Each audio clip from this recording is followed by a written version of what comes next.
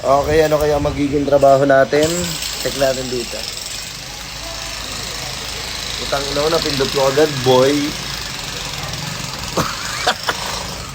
Tangina, hardinero na panot. Panot yan.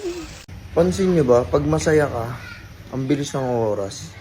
Tapos pag wala ka namang ginagawa, tangina, ang tagal ng oras. Bakit kaya ganun? Gusto ko sagutin yung tanong ko ni Kuya Kim eh. Kuya Kim, ano na? Bomba na. Ang sama ng panahon. Paskong Pasko, umuulan. Paano kaya to? Inaantay ko pa naman mga inaanak ko. Ah! Hello, boss! Hello. Tanga na, boss, hindi na ako makakapasok, boss. Ang lakas ng ulan, bumabagyo na. Wala akong pakialam sa bagyo na yan. Hindi pwedeng hindi kayo pumasok. Ano Pumasok na? kayo. Kupal! Ayoko na pumasok!